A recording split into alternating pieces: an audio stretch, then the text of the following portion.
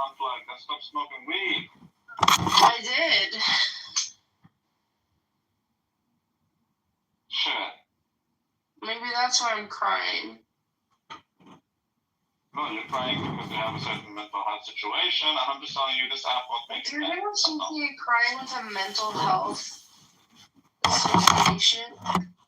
Yes, there is, of course. Motherfucker, this app makes you cry. There is something. Can we just agree? Have you ever cried and you said I'm crying because of the app? Didn't you just say that it's...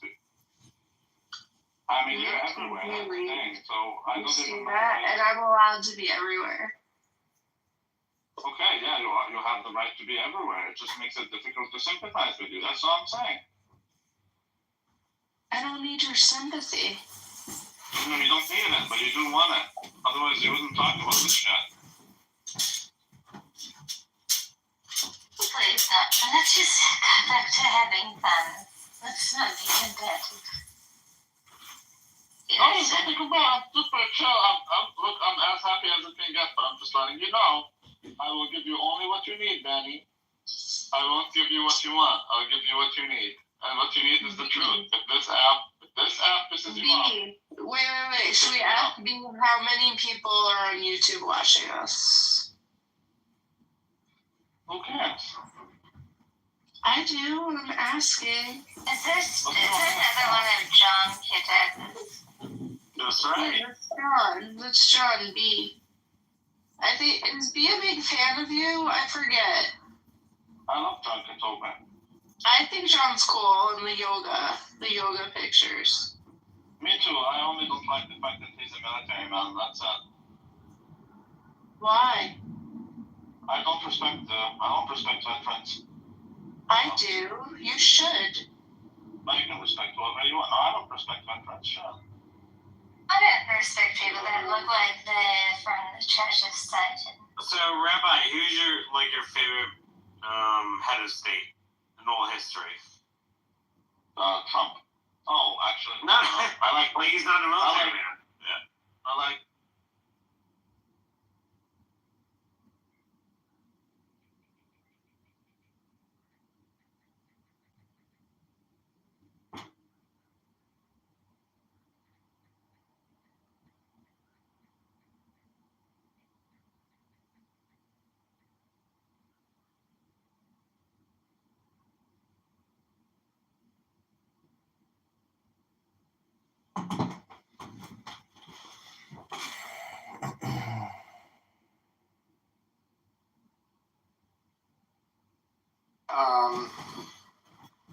I don't know, Van Paul, they're isolationists. You get people that are, let's say, like white nationalists or ethnocentrists that are basically willing to, I don't know, I guess, weather the storm. Now, when it comes to America... Hold on, did you say Polly? Did I hear Polly in there? I didn't say Polly. Oh, okay. Go ahead. I'm thinking Polly, but go ahead. But there is like a geopolitical game where in order for America to remain a dominant superpower across the world, we're going to have to take in people that are going to, I guess you could say ethnically or racially replace us to an extent. And they're going to, I don't know, a lot of them are going to be brain drain immigrants. Let me put a pen in it real quick, right? Because I'm hearing Polly for a reason. That's the solution. That's the solution to, like you guys keep talking about, right? The conversation keeps going back to the birth rate sinking, right? Once they restore polygamy and polygyny, which they will, right, that will change in one generation. You don't think that that's like flirting on their minds? You don't think that's why there's all this hinting to Mormon culture and pop culture, right? Men want multiple wives. There are men who can do it. And if they did that, then that would solve the issue, don't you think? Not really, because the one thing that you get with comes to polygamy is that, so for example, we can even look locally here in Arizona. We have Colorado City, Arizona, where the FLDS, they're an offshoot of the Mormons. So you get the old men with money that basically, they have the money and the resources, but they have to oftentimes violently or in a threatening manner shoo off the men, the young men, because they're looked at as competition. And we can look at the Middle East where this is practiced, and it's always created a lot of instability. Like the most dangerous, and I mean this literally, the most dangerous demographic of individuals in the world are young men. They are the ones. If they don't have anything to live for or strive for, they don't have any power or opportunity. They can. What do they have to lose? They are going to wreak absolute havoc. And if you look at even like with ISIS, as barbaric as they were, these are mostly disenfranchised young men that didn't have wives where they came from or access to women. And it could do like unspeakable acts of violence. And so I don't think that's the way forward. What do you think the solution is? What is he talking about? It keeps coming up, the topic of basically how people aren't making enough kids, essentially, which is why we have to import or bring in migrants to essentially replace us. Do y'all have kids that are making up this topic point? I know Nacho has kids. What? I mean, okay, so you have if you bring in people, inevitably, if you get people that are just like that, they're unwilling to have some kids. Amazing. It's such a nice, complicated. Amazing is crazy. Answer. That's what the bootstrappers tell us. Just lift your bootstraps and go have some kids. Yeah, you know what's really funny is that the African American, which is I'm talking about the FBAs, not the total black population of the United States. I believe our birth rate is like something like 1.5 something per every woman, and then with blacks it's like 1.6, 1.7. You guys are below. Man, can you say black replacement people? Levels. Well, no, hold on, but the FBAs are below replacement levels. Like you guys literally don't have replacement birth rates either. So I guess I can say that both of us can pick ourselves up by the bootstraps if we're both in the same situation. Yeah, go have some babies. That is pretty much that simple. Okay, but you people aren't having babies either.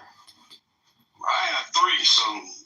Yeah, but your people are not having babies at above replacement birth rate. That man's like laying booby traps. I'm digging it. But I mean, this is What why. booby trap did he be laying? He's not. Okay, but the booby trap is the birth rate is declining.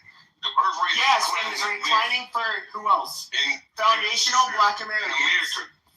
In America, it's declining for Black. Are we Americans? Are we Americans? Yeah, we're both Americans. So the birth rate is declining for Americans. Yes, we agree. Whether it's black or white, we're Americans, right? Yeah. This is a uniquely American thing. So you can ask yourself, why is this? Is it because things are getting far too expensive for people and wages aren't growing to match that? Or we gonna blame it on the immigrants? No, I think it's kind of neither. I think that if you look at highly industrialized countries like Eastern Asia, Europe, North America, and of course we can look at the Anglosphere like Australia, New Zealand, and so forth. We all see the same fucking pattern. The people that live there that are natively born, whether they're white or not, their birth rates have plummeted. And financial Could it be that we have a higher? increased it to any real. Could it be that we have a higher gay population now? Could that also factor into it? Nope. You don't think that's factoring into it? So is it that people are just not wanting to have children? Is it that women are not having, choices? They're not being forced to stay in marriages they don't want to be in? Well, if being forced to stay in marriages you didn't want to be in would actually kind of like help her, to be honest. But I mean, I'm against that. But and a lot of people don't realize this. If you look at the divorce rate between for whites and blacks, if we were to go back to the 1960s, divorce was like super low for blacks and for whites. White people and white people. I can't listen to no white person say blacks, dog. I'm trying to have a talk with you. Just yeah, say but black people and white people, I'm dying. but black people and white people had like abysmal divorce rates, like 1960s and prior. But there's a lot of things that happened. 1940s, you started to have the Great Migration out of the South, and black people. A lot of them, they were religious, conservative, Southern people. They had tight-knit communities. If you were to try to get a divorce or something like that, you would be shunned in your community, just like in the white community. The culture has changed significantly since those times for both the white community and the black community. I don't have an answer for this. But obviously the change is there. And to me, the changes are very clear. Well, I'm just going by what changes are. Women could make more money. They could work. No contest divorce ended. Women could get bank accounts. Vietnam War. War on drugs. Quite a few significant things as to why the marriage rate would decline. But I think the real reason that it's declining ultimately is because, and I'm not blaming this on women by no means. I actually think this is a good thing for if you were in a marriage that you were being abused and all that. But I think it's the fact that women have more rights. I do think that Is that simple? No, I agree, and I do think that this is a double-edged sword. When women were stripped of the more women are stripped of autonomy, the more it's probably better for birth rates. But okay, I'm just if I want to value. What is it? Are we concerned that we're gonna die out or something like that? No, that's not what I'm saying. But if you are we just concerned that we're gonna lose American dominance? Well, as to why the obsession with birth rate. Western dominance. I'm gonna say American because the bulk of these countries in the West ain't really winning. Would y'all agree? Is Guatemala in the West? No, we're still by far the most dominant. Yeah, and the reason why the other countries, because if you look, they allow too much segregation. They allow too many Arabs to come. Like France right now, London, I think even has a Arab mayor. That's just crazy. So I get what Pepe's saying. It's you let too many people from other countries come in, the countries start to look different. Hey, when you choose an imperialist agenda for 200-300 years, this is what's gonna happen. Not necessarily. It's so that okay. When it comes to it's like a revenge fantasy in a way. There's and that kind of ties into DEI. I hate to bring it up, but it kind of goes more back to conflict theory and a lot of the shit you would see in the Frankfurt School. Yes, I mean, we can look at what Western nations have done. They conquered, exploited other groups of people. Yes, we all fucking know that. We're not going to deny that. Is that the reason, though, the driving factor in reality for why people come, to the United States, for example? it's no longer, the majority of them have not been Mexican since Biden has been in office. They've been people from, Kazakhstan, China, Africa, the Middle East, everywhere. And there's push and draw factors everywhere.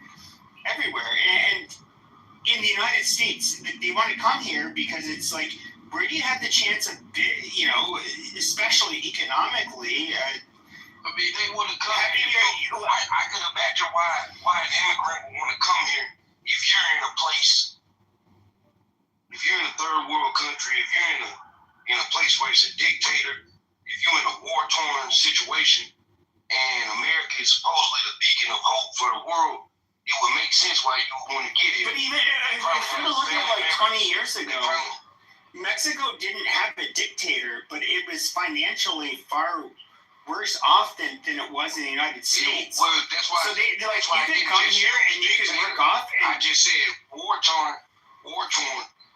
Mexico. But Mexico wasn't war-torn. Think about this. That's around the height of the Sinaloa cartel 20 years ago. The height of the Sinaloa cartel was literally 3 or 4 years ago. No, we're talking about 2005. No, it literally was. 2004. No, that was the fucking Zetas. No, that was the Zetas. The Zetas were after the Sinaloa cartel. No, the Sinaloa cartel's been around longer. You had the Gulf cartel, and then you had. Hold on a second, but you're mistaken, because even if we look at the cartel, the Tijuana cartel, the Cali cartel as they would call them, they were dominant in the early 2000s, and then the Sinaloa cartel has always been a dominant force. But then you have the Zetas, which were they were the militant armed, basically the enforcers for the Gulf cartel. They ended up branching off. They ended up forming their own cartel, the Zetas, and then they got cracked down very hard. Which again, the Zetas started popping out around the late 2010, early 2010s. You started seeing them names like that. Like I said, Sinaloa cartel was 20 years ago. I don't know how old you are, Pepe. Nor do I know your ties to the streets. But outside of that, I'm out. The Sinaloa cartel. But even in the 2010s, the Sinaloa cartel. The murders were going crazy. Sure, but the Sinaloa cartel, even throughout the 2010s, they were the ones that were the predominant suppliers of narcotics in the United States. This is true. And all I said was the Zetas came after the Sinaloa cartel. That's all I said. The Sinaloa cartel, again, we know from the 2000s and up, we know they've pretty much been the preeminent cartel out of Mexico. Prior to that, you got like you say, what's my guy's name? Can't think of the name right now, but you know what we're talking about. Oh, Chapo. What I was saying was, before Chapo, what's the guy that was his boss man? Zambada. I can't think of his name, but the point is, what I stated was there were a myriad of reasons why somebody would leave. Mexico is not under a dictator. I think that was Vicente Fox was the president during that time period, about 20 years ago. Yep. So the dictator thing wouldn't, but the war-torn, the drugs running that area, that's why a lot of people have fled Mexico. You know where I'm from and live at? Well, I'm from Arizona, so both of them. I'm from so you would have an understanding of it too. I'm from Houston, Texas. Then you know that a lot of people are fleeing because of the drug issue. Not necessarily, and I'll tell you why. If you were to look at the height of the Mexican immigration, which includes illegal immigration, that was going to take place in the 1990s and the early 2000s, right before the height of the drug war in Mexico. And if we fast forward to Biden's administration, the majority of the people that have been coming in have not been Mexican. They've been they're Central American. Central, Southern American, and everybody. But yeah, obviously Central and Southern Americans have been the majority. Because those countries are far less stable than Mexico. We understand that. that doesn't mean that people weren't leaving because of the motherfucking drug wars. I mean, I would say that, like, so I've been in Mexico from when I was a kid to, my adult life. There's drastic changes that have happened there. The drug wars have brought a lot of, like, insane violence to the northern Mexico near the border, which generally were not unsafe places to be. But at the same time, you did have, like, more extreme poverty, like 20 years ago, that where it was definitely dangerous if you look like you have something that could be stolen from you, that you were wearing or carrying. Which I would say is kind of, like, less the case now. Economically they're doing better, but it's the cartel violence is definitely way worse in the north compared to 20 years ago. Y'all lost me. I don't know what the hell you're talking about, but I'm glad you're having a good discourse. What's up, PhD? Yeah, what up? Man, I'm gonna be sick to my stomach tomorrow. The Eagles win, so. So who's playing? The Eagles in Kansas City? Yes, ma'am. Oh, very much a shot. Are you doing a Super Bowl party tomorrow here, PhD, or what? No. When you get my age, you just kind of, you know what I'm saying? You just. Boo, never mind. Boo, never mind. Wait. No, but most people don't be at a Super Bowl party tomorrow. Most people should be off the clubhouse tomorrow. We on Clubhouse every day, Omari. We don't care what day. We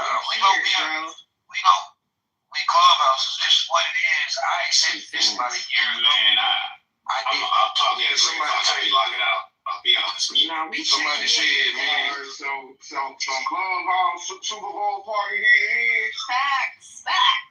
That's what it is. Yes. Let's do it. Nah, I got a barbecue bag. I'm serving the food tomorrow, and I'm bringing my hibachi out, so I'm actually working. It ain't like I'm just bringing pans.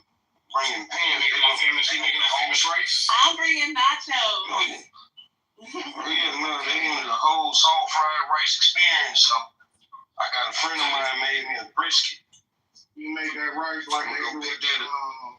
That rice like they do it. I'm jealous. I fry the rice. Look, let me explain it to you. Regardless of how it tastes, I fry it just like the Asians fry it. And how is that? It's literally no different. I don't like sticky fried rice. Me personally. The key tonight. There's a difference between Chinese fried rice and Japanese fried rice. But no, there's a difference. That's why I said the Asians. There's a commonality of all fried rice though. And the commonality is you can't fry freshly cooked rice. You gotta let it sit for a day. Maybe a little less, but definitely about a day. Let it sit so it dries up well. Then you fry it with whatever you want to use. Okay, Marcus. Certain people use different type of rice. You said Martha I prefer long grain and long grain. Hey, Martha Stewart, a gangster. You got that yum sauce? Alright. I make my own sauces. PhD. So whereas I do use Asian like seasonings to a degree, the whole point is to merge soul food and Asian cuisine. And whether that's seasoning, whether that's vegetables. I mean, how they prepare their food is not really that different from how soul food is prepared. I'm actually curious how this would taste. What'd you say? What you say? I said I'm just curious how this would taste. I've never had a fusion of Asian and soul food. Well, now my company is called Soul Fried Rice. It's pretty Like simple. Soul Korea, Or soul, like brother soul man. No, like I'm a nigga. Oh Lord. Why would I have Soul Korea? Because there is a Soul Korea. That would make more sense. What I got to do with Soul Korea? What do soul food got to do with Korea? What is this? They make a lot of fried chicken. They learn from us. They learn from us. Yeah. Okay, Rob. Did Korean barbecue actually like have any roots in American or African? I guess you can say African American barbecue. I've never had it before, but I know a lot of people like it. But I just don't know. And yes, the Korean one, the fried chicken. That's why he in the Matrix. The Korean He's one. gonna lie. It's been a lot. He's gonna lie. Look, see, Boy, Tay, I ain't seen Tay in a minute. What up, Tay? Yes, who? Hey, Tay and Nagu, I already invited him, but he won't come on. Boy, Tay, man. He about to lie. Anyway, Pepe, it has to do with look up Afro-Asiatic, okay? And that's why, because and if you know anything about the Koreans, they damn near black. They did the partition. It talks about after, they were denied, it was against the UN Charter, it was the Jewish militia start going from different villages, village to village, to ethnically cleanse them. But Julian brings up, I have a different perspective, there was a British, there was this. I don't really give two fucks. It's the UN that did this. And I take it from the UN. I'm not going to take it from fucking, British and this and that. I mean, this is like bringing up some paper from the local high school Palestinian club or whatever, really fucking being like, oh my god, this proves that the ethnic cleansing or whatever so and so happened because of the Jews or whatever. I mean, this article is framed so dishonestly that I doubt the entire UN even looked at this article. Can you please read the link on the top? What's the website address? Linktree. No, not my website. I'm talking about the link that I posted. Did it have a UN in there? .org? Yeah, it wasn't like the link at the top is Linktree. No, I'm not talking about at the top. I'm talking about the one that I read. Jack read it from the UN website. It's the United Nations official website. Yeah. Yeah. So is it an official UN website, Julian, or is it like some crazy Wikipedia or Haaretz or like Times of Israel or some other crazy shit show? Who did the partition? Was it the UN? Wikipedia isn't crazy. Who did the partition? Was it the UN or Wikipedia? Doesn't matter. When you talk about the part, this guy is such a dishonest man. I think a little more.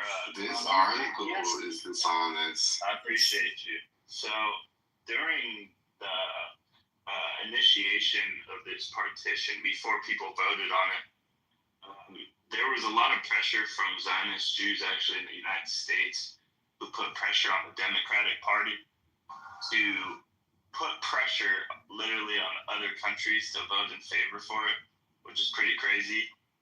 I was even reading Zionists launched an intense White House lobby to have the UN plan endorsed, and effects were not trivial. Democratic Party, a large part of whose contribution came from Jews, informed Truman that failure to live up to the promises to support Jews in Palestine would constitute danger to the party. The defection of Jewish voters in the congressional elections in '46 had contributed to electoral losses. Truman, according to Roger Cohen, embittered by feelings of being hostage to the lobby and its unwarranted interference, which he blamed for the contemporary impasse. And it just goes into basically how American Jews got the United States president to pressure a bunch of other countries to vote for this plan. And it seems like they're successful in doing that, whether it's Philippines, Liberia, Haiti, France, Venezuela at the time.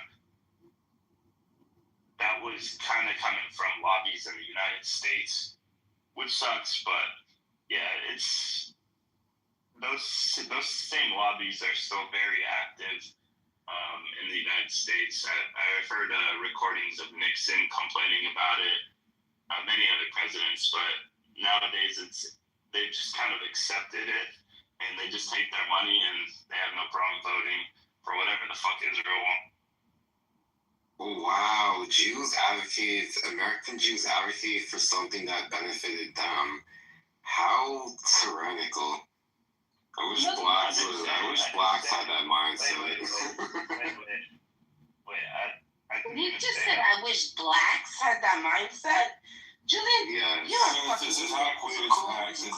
You know, I didn't even say lobbying was a bad thing. I think it was a Zionist boyfriend as well. What's a blacks, Julian? I think you know what the blacks is.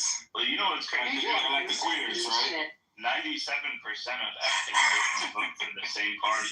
Like, they're very united. And they have lobbying. You're a racist piece of shit. The only reason you don't like the Palestinians is because they're Muslims and you think they hate all the I'm LGBTQ. literally The only thing you care about is the LGBTQ. That's the only thing you care about. I'm so afraid of losing. Taking his love in the car. You don't care about the women, you don't care about the children there, you don't care about any of that. If you say so. He hates women. This is Zionist. How could he possibly care about that? I'm not Of course he hates women. You hate women because we're your competition, that's why.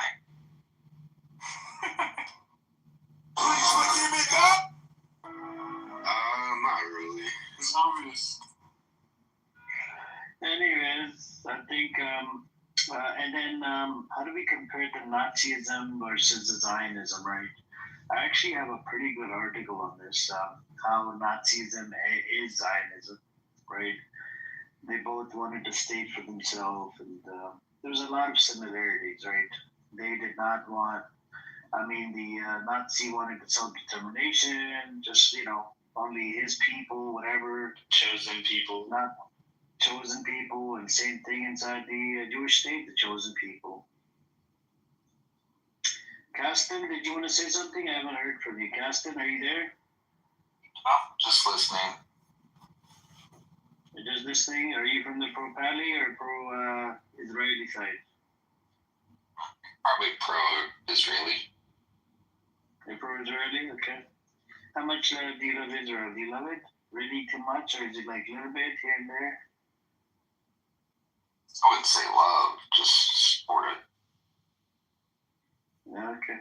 Would you say that, so if there was a vaccine out there, right, to get rid of the Zionism disease, would you take it, Caston? No. I think all the Zionists, we need to come up with a vaccine, right, just like for COVID-19. It's a virus and it's a disease, right? And I actually want to free Israelis from the Zionism, because if they free themselves from the Zionism, I think that would be the end of Zionism. And that means everybody will have equal rights, no more killings, no more expansion, no more colonizing, nothing, You should also I would actually, as an American, on the influence that the Zionist lobbies have on our internal politics, not just like foreign policy, but also the resolutions that they've been able to pass in Congress, which no foreign nation has been able to do. Even our strongest allies to pass, legislation that limits your freedom of speech and adopts the IHRA definition of anti-Semitism and anti-PBS laws. And I think 36 states.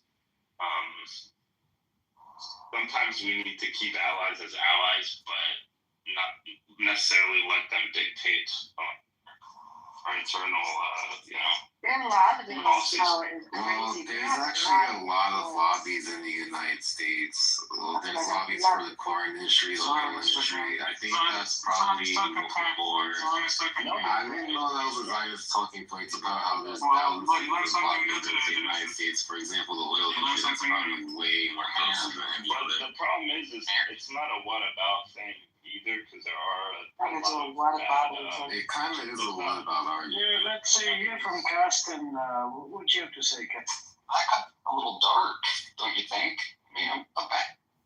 I'm talking about black women's appearance. I wasn't talking about black women. Yeah. No, but I wasn't. I was legitimately not talking about black women. Talking about the Dutch settlers in South Africa. No. I was specifically talking about a specific group of black women in Africa. Okay, why back ass to freaking Nigerian women? Because they're a lot bigger than black women. So again, I was specifically not speaking about black women because I was defending black women and saying that those said African women are wide back ass freaking ox animals. So I mean, it is what it is. But here's the thing, though. I mean, it is what it is. I mean, you got some African women look identical to Black Americans. Some. No, you don't. I mean, it's so true. No, you don't. That's what you do. No, you Well, don't. this is that you have. When them hoes take them wigs off, they look African. Honestly, when I looked at Jazzy, I thought honestly, when I looked at Jazzy, I was like, okay, is Jazzy mixed with like, you know, indigenous freaking like Latino like Americans that I grew up with, like Mexican Americans in freaking California? Like Jazzy looked like a darker, a black version of indigenous people. So it's kind of one of those things where there is a difference in the way that people look. Like, I mean, Iman, for example, you know what I mean? Iman is like a freaking Somalian woman. Somebody that looks like Jazzy and somebody that looks like, you know, Jazzy and somebody that looks like Iman, both beautiful women, are completely different in their features. Do you see what I'm saying? So there is a difference. Accepting you're a minority is crazy. Brock. Okay, so let's throw in Amber Rose, for example. She's Cabo Verdean. That's African. So, I mean, have you guys ever looked up people who look like Cabo Verdean? Like, they look like my freaking mom. Like Amber Rose. Like, it's kind of one of those things where it's like, I mean, it's Cabo Verdean. I mean, it's one of the language, you know. But I mean, no, I'm not saying that my mom is Amber Rose. I'm saying, like, it's kind of one of those things where, like, you know, African people in different places look different. You know what I mean? Like, look at freaking. Shut up, Jazzy. Shut the fuck up.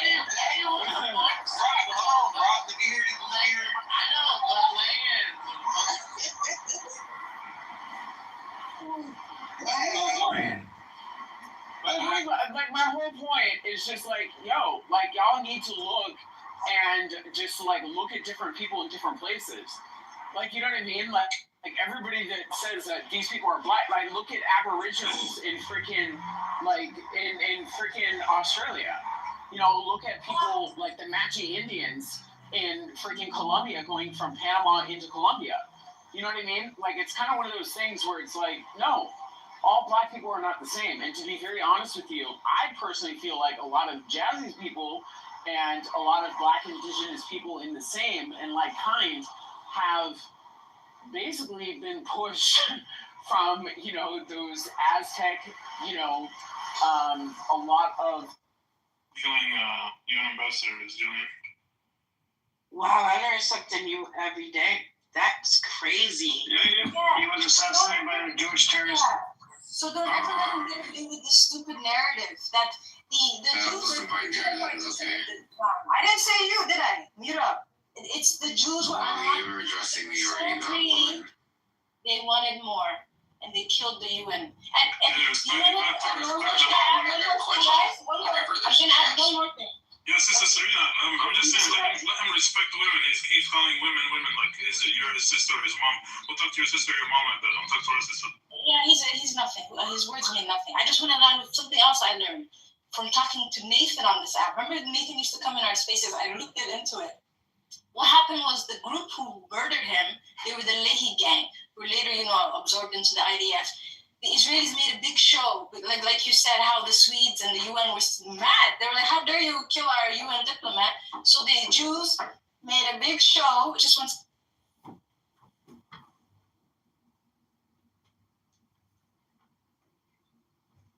Sorry about that. They made a big show of it by rounding up the Leahy gang members who were, suspected of carrying out the murder. And then they, put them in jail for a short time and then let them out. But 30 years later, they rewarded the leader of the Leahy gang with the prime minister's seat of Israel. So he later became the prime minister. So that's no, I don't know his name. His name starts with Yitzhak something. It's isn't that wild? No, not Rabin. I'll tell you guys. He had I think one stint. I'll put it in the chat. Because that's what El Normo and them say. They're like, yeah, those were terrorists. We did. No, was he a terrorist if you later rewarded him, his group, the leader of the group, for being the prime minister? So this is these Jews, like, they're so cunning. These Zionist Jews who stole the land, and they set up all these narratives. If you do a little bit of Googling, a little bit of reading, none of it matches up. None of it. A little bit of reading. The Jews were there first. What are you talking about? What do you mean? Where were they there first? Well, are you talking about Judaism versus Islam? Today's Jews, when were they there? Also leave this Frog Wednesdays and just to say that she's a Spaniard. Why is I'm a Muslim. I'm a Muslim first, bro. So what religion came first, Judaism or Islam? That sounds like a troll. Well, a lot of the Palestinians who live in Palestine. It was Hinduism that came first before Judaism. It came first, but between the two religions, what came first? Authoritarian came first, The actually. Palestinians used Islam came first. ancient Judeans, like they were there before. If you look at DNA, all the Palestinians have Levantine DNA from Palestine since the ancient times. And it's even higher in Palestinian Christians. Yeah, Arabs. Right. Yeah, that's a people, but I'm talking about the religion. Do you know what Arabization is? I'm not talking about the people. I'm talking about the religion. Forget the religion. The people convert into religion. Yes, people convert into Christianity. When Christianity came around, who were Christianity's first followers? Carson. Who's Christianity's first follower? You're not answering my question. You're not understanding the concept of a people who live in a region, but they change religions. The people of that region, Palestine, Israel, they didn't always follow Judaism. Before Judaism, they followed something else. But eventually they converted into Judaism. Eventually they converted into Christianity. It doesn't mean that Arabs came in and they took that land. No, those people, when the Arabs conquered Jerusalem, they became Arabized. Some converted to Islam. Some stayed Christian. Some stayed Jewish. Do you understand? Yeah, but the conflict is between religions, right? It's not. No. But got nothing to do with it. Let me explain this, bro. I heard you. I'm just saying, like, this idea that it's, a Muslim, versus Jewish thing. If it was, you would have 2 billion people inside Gaza right now fighting, which you don't. This is, if you're not a religious person, you can look at it like, property rights. You can look at it from a human rights point of view. You can look at it from, just justice. They're not following international rights. They're not following international rule. The UN, so many resolutions were, passed because of this. Israel's not, abiding by any of them.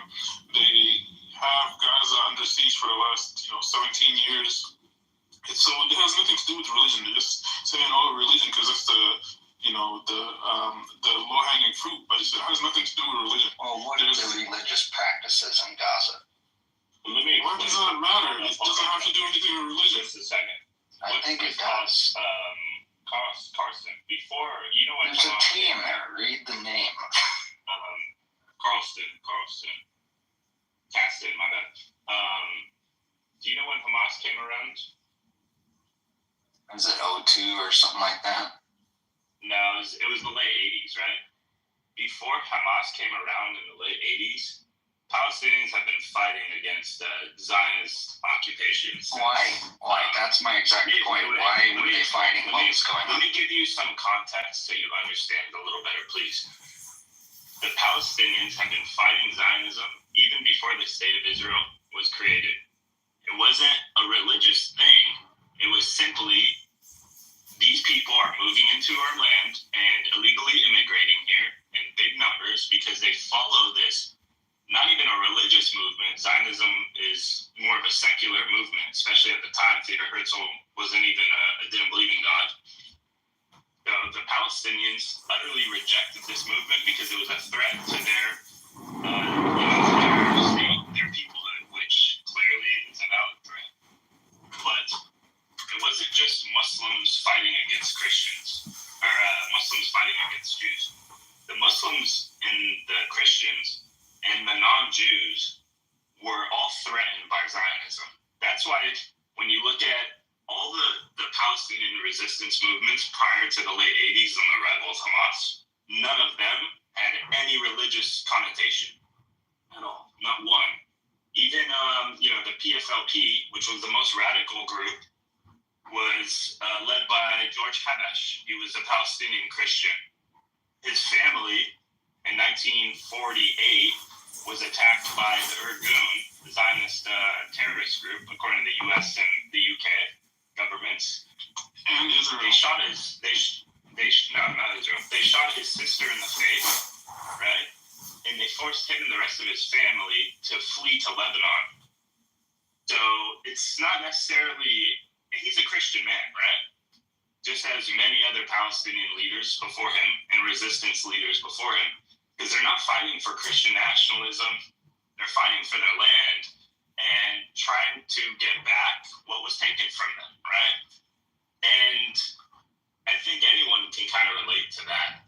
If someone comes to your house and says, hey, we're taking more than half of this, I'm sure you wouldn't take too kindly to that.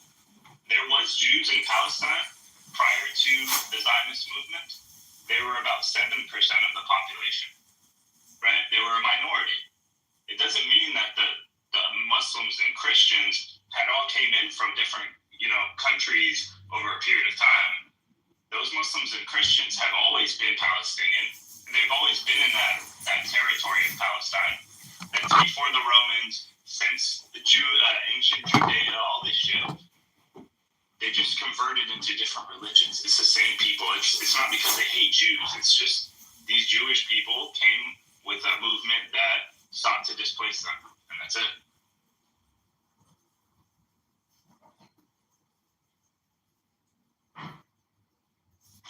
Yeah, Kirsten, do you know that there's churches in Gaza? There's churches there. Gaston, are you an atheist? We got bombed, but I think Jack just, first of all, well said, Jack. And I think this guy can't troll well. So, yeah. We're talking about Christians, but I'm talking about Judaism. Gaston, are It you was around versus Muslim versus Islam. What does that have to do with it? Judaism was around long before Christianity. Gaston, are you an atheist? Not true. Hold on, Julian, I did not ask you. Why are you answering from Gaston? I was talking about what Gaston said. Yeah, Gaston, are you an atheist? Judaism wasn't around before Christianity. Gaston, are you an atheist? No, I already said no. Are you a Jew? Negative. Then what religion do you come from? Christianity? I don't have a religion. Imagine So that. you're an atheist. You don't believe in the existence of God, right? No, I never said that. So you're agnostic or an atheist? It's undefinable. How is it undefinable? Do you believe in do you believe in a creator? Maybe if there is one. Okay, well, then in other words, you don't believe in that there's anybody that created you, so you...